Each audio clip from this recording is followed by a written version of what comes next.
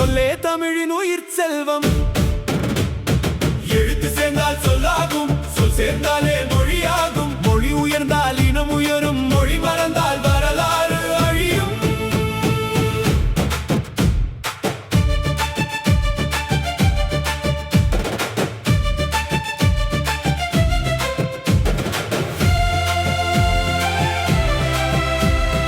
எழுத்துக்கள் சேர்ந்து பொருள் தந்தால் எழில்மிகு சொல்லென பெயர் பெறும்.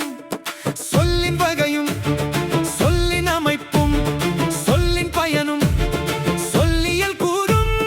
நினைவில் வை, நினைவில் வை, நேர்முக தேர்வில் நினைவில் வை. சொல்லின் இலக்கணம் சொல்லியலே, சொன்னவுடன் மதிப்பெண் குவியட்டுமே. சொல் முதல் பாதை காட்டும், இணைச்சொல் வாழ்வை இயக்கி காட்டும். இடைச்சொல் இணைப்பின் பாலமாகும், உரிச்சொல் அழகின் முத்தமாகும். பெயர் வினை இடை உரி, இதுவே சொல்லின் நான்கு நெறி. பெயர் வினை இடை உரி, தேர்வில் வெற்றிக்கான பொற்குறி.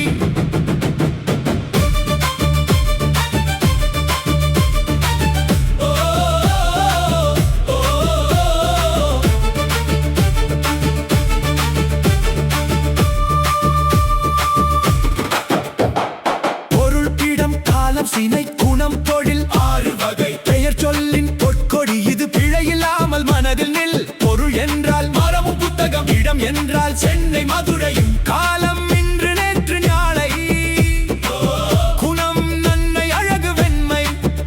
சினை என்றால் கை கண் காது, தொழில் என்றால் படித்தல் பாடல். ஆறு வகைகள் மனதில் நின்றால் ஆயிரம் கேள்வி சொன்னால் வினைச்சொல் வரும். செயலால் மனிதன் உயர்ந்து நிற்பான். பாடி எழுதுவோடு சிறி வினை இல்லையே வெற்றி எது. இறந்த காலம் படித்தான், நிகழ்காலம் படிக்கிறான், எதிர்காலம் படிப்பான். மூன்று காலம் மனதில் நெல்.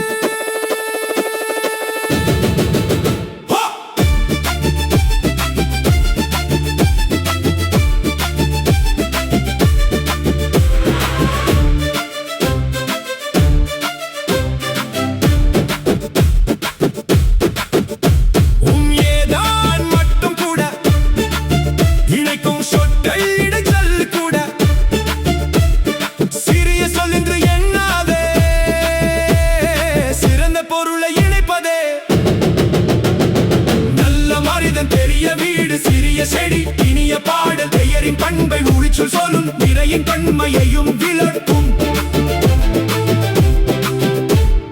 உயல் நிமை மனித எல்லாம், அஃறிணை மற்ற உயிரை எல்லாம். ஆண் பால் பெண் பால் பலர் பால் ஒன்றன் பால் பலவின் பால். ஒருமை ஒன்று பன்மை பல, அவினின் விதியை மனதில்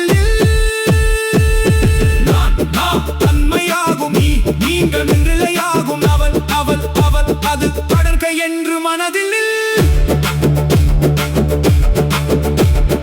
எழுவாய் ஒன்று செய்யப்படு பொருள். இரண்டு கருவி, மூன்று கொடை, நான்கு நீந்தல், ஐந்து உடைவை, ஆறு இடம்,